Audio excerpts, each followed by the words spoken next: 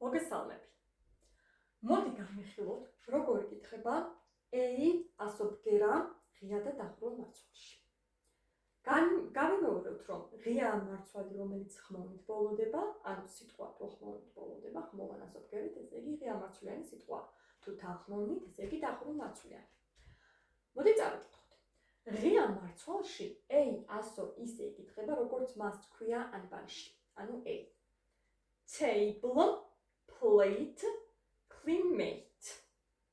ხოლო დახურულ მარცვალში ჟღერს როგორც E, ხშირ შემთხვევაში at, bet, pet.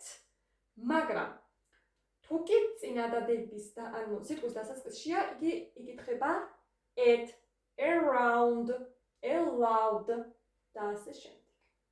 აქვს ბევრი სხვა წესებიც, რომელსაც ეტაპობრივად გაგაცნობთ ხოლმე. მადლობა ყურადღებისთვის.